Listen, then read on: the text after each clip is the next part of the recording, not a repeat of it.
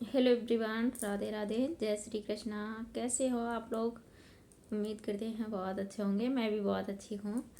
आज मैं बहुत ही अच्छा टॉपिक लेकर आई हूँ और आप अगर हमारे चैनल पर नए हैं तो बात करती हूँ लॉ ऑफ अट्रैक्शन, मैनिफेस्टेशन। और अगर आप भी इन टॉपिक्स में इंटरेस्टेड हैं तो हमारे चैनल को सब्सक्राइब कर सकते हो, लाइक कर सकते हो एंड फॉलो कर सकते हो। तो आज मैं बहुत ही अच्छी इम्पोर्टेंट बात करूँगी। अधिकतर हर किसी के साथ ऐसा होता है। तो अगर आप उस सिचुएशन से गुजर रहे हो या फिर आपको बहुत सारी चीज़ें ऐसी हैं जिससे आप बाहर नहीं निकल सकते हो कि हमें दूसरों की बातें बहुत जल्दी बुरी लगती हैं, है ना। अगर कोई हमारी बुराई करता है तो हम अगर सुन लेते हैं कि उसने मेरी बुराई करी तो हमें बहुत गुस्सा आता है। बट ऐसा आपको बिल्कुल नहीं करना है, गुस्सा नहीं करना। अगर आपकी कोई बुराई भी करता है ना तो आप खुश हो जाइए, क्योंकि ये आपके कर्म है। कुछ बैड कर्म आप जो करते हो ना, तो ऐसे लोग आपके जो कर्म है उसको ठीक करने के लिए आते हैं। जो बुराई करते हैं कुछ दिन तक तो आपके पास रुकेंगे, फिर ऐसे पर्सन आपकी लाइफ से हमेशा हमेशा के लिए गायब हो जाते हैं, निकल जाते हैं। तो इसमें अगर आपको बुरा लगता है, कोई तुम्हारी बुराई करता है, तो इस जगह आपको खुश होना स्टार्ट करना होगा। बुराई करे तो अच्छा है, कम से कम हमारे जो बैड कर्म है उसको क्लीन कर रहा है कोई ना कोई। तो इससे हमारे बहुत सारे जो कर्म हैं उससे ठीक हो जाते हैं, जिससे हमारे साथ सब कुछ बहुत अच्छा होना स्टार्ट हो जाता है। और रही बात दूसरी की कि हम दूसरों को माफ़ नहीं कर पाते हैं, फॉरगिवनेस नहीं कर पाते हैं। हमने बहुत बार बताया है कि रिलेशन में अगर हमारे जो कर्मा होते हैं, जो पीछे के पता नहीं कौन से जन्म के कर्मा होते हैं, हमें नहीं याद होता, क्योंकि हमारी जो सॉल होती है बहुत सारे जन्म लेकर आती है। हमें नहीं पता है कितनी सारी जन्म हमारी सॉल है, जो कितनी पुरानी आत्मा है। बट हमें नहीं पता होता। हम अपने इस जन्म के बारे में देखते हैं कि हमने उसके साथ गलत किया नहीं, वो मेरे साथ ऐसा बिहेव क्यों करता है, या फिर हमारे रिश्ते उलझ जाते हैं, ख़राब हो जाते हैं। ये सब कुछ हमारे कर्मा होते हैं कहीं ना कहीं। तो इसको हम फॉरगिवनेस अगर करते हैं ना, खुद माफ़ी मांगते हैं और सामने वाले को हम माफ़ भी कर देते हैं, जिससे वो हमारी लाइफ से हमेशा हमेशा के लिए दूर हो जाते हैं। तो फिर हमारी लाइफ अच्छी होना स्टार्ट हो जाती है। अगर आपके साथ भी ऐसा ही है, आपकी लाइफ में ऐसे लोग हैं जिसकी वजह से आप अपने आप को आगे नहीं बढ़ा पा रहे हो, उन्हीं उलझनों में फंसे पड़े हो रिश्ते में कि कभी इससे लड़ाई झगड़ा, कभी उससे लड़ाई झगड़ा, और आपकी बनती नहीं है, तो आपको क्या करना होगा, उनको फॉरगिवनेस लेटर लिखना होगा। आपको ऐसे लिखना है कि हम सामने वाले पर्सन को बुरा लगता है कि हम उससे कैसे माफ़ी मांगे, उन्होंने तो मेरे साथ इतना गलत किया है। तो आपको उनको जो है ना, एक सॉल के रूप में देखना है, एक आत्मा के रूप में देखना है कि आत्मा तो किसी का गलत चाहती नहीं है, करती नहीं है। आपको आत्मा के रूप में देखना है कि एक वो छोटी सी एक सॉल है। तो हम सॉल को माफ़ी मांग रहे हैं उनसे कि अगर कहीं ना कहीं मैंने गलती की है तो उसके लिए प्लीज़ मुझे माफ़ कर दो।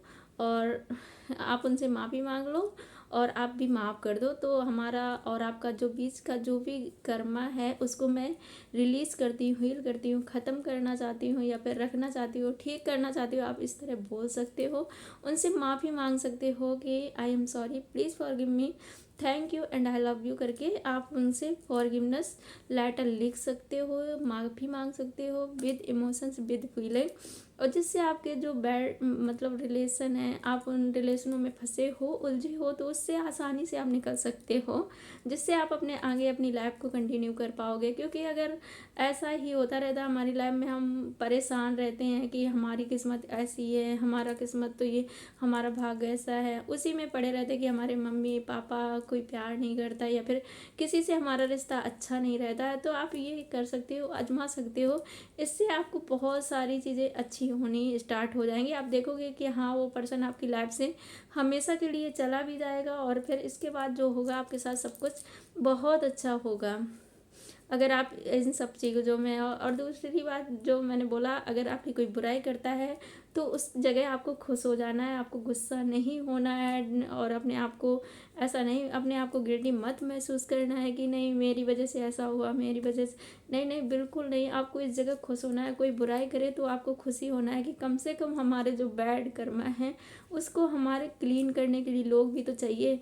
हम इतने सारे कर्मा, पता नहीं क्या क्या हमने किया होगा, कम से कम कुछ लोग आएंगे जो हमारे बैड कर्मा को साफ कर रहे हैं, क्लीन कर रहे हैं। तो इससे हमें खुश हो जाना चाहिए और लोगों की बातों को कभी मतलब अपने ऊपर हावी नहीं होना चाहिए कि उसी में हम परेशान हो रहे हैं, डिस्प्रेशन में जा रहे हैं, पता नहीं।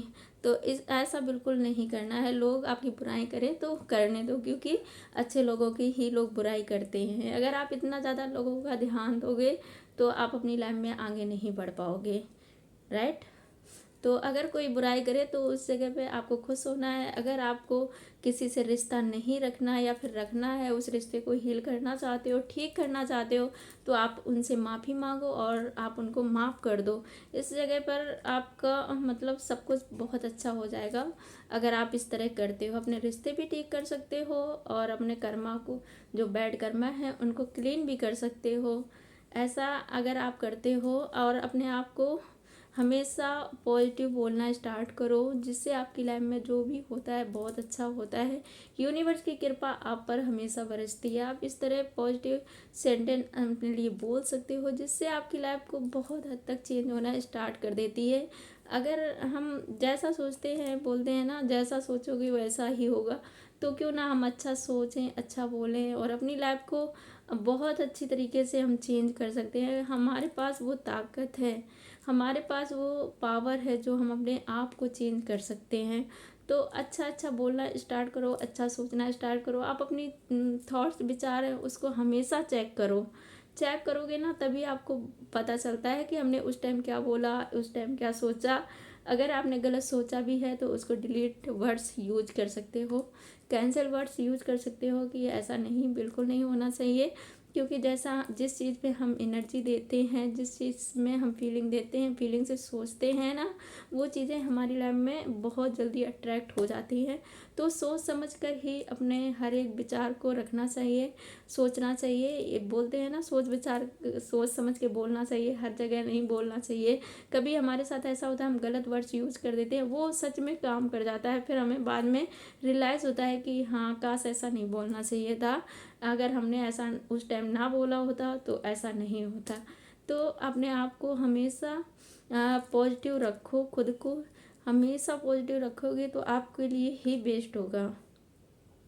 तो मेरा कहने का मतलब है, आज मैं इसी के टॉपिक पर लेकर आई थी वीडियो, जिससे अगर आपको कोई बुरा बोलता है, आपकी बुराई करता है, उस पर खुश हो जाना है। दूसरा कि आपको हर रिश्ते को अपने कैसे मेंटेन करके रखना है। अगर किसी को माफ़ करने की ज़रूरत है तो उनसे माफ़ी मांगो और आप उनको माफ़ कर दो। और सामने जाके माफ़ी नहीं मांगनी है, आपको एक सॉल के रूप में देखना, उनको विजुलाइज करो कि सामने वाला पर्सन की सॉल आपके पास है और आप उससे माफ़ी मांग रहे हो कि कहीं ना कहीं मैंने आपके साथ गलत करा होगा, उसके लिए प्लीज़ मुझे माफ़ कर दो, थैंक यू सो मच, और आप बहुत अच्छे हो। इस तरह अगर आप माफ़ी मांगते हो, कभी ना कभी आपके साथ उन्होंने अच्छा किया होगा, उस बात को लेकर आप माफ़ी मांग सकते हो। अगर बहुत ज़्यादा आपके साथ बुरा किया तब भी आप माफ़ी मांग सकते हो। और कहीं ना कहीं हमारी गलती होती है ना, तभी सामने वाला पर्सन हमारे साथ ऐसे बिहेव करता है, वरना कोई हमें बिना फालतू में नहीं करेगा। और जो हमारी आत्मा होती है वो बहुत पुरानी होती है, हमें नहीं पता होता है ये कई जन्मों काट कर आई है। तो उस पर थोड़ा हमें ध्यान रखना चाहिए। हमारी गलती नहीं भी है फिर भी हमें माफ़ी मांग लेना चाहिए, जिससे रिश्ते अच्छे हो जाते हैं। अगर हमें उनके साथ रिश्ता नहीं रखना है तो गॉड डिस्कनेक्ट करवा सकते हो, जिससे हमारा रिश्ता दूर दूर तक ख़त्म हो जाता है उनसे। अगर हम इस तरह हीलिंग करते हैं, अपनी हीलिंग करो, लोगों को भी हील कर सकते हो।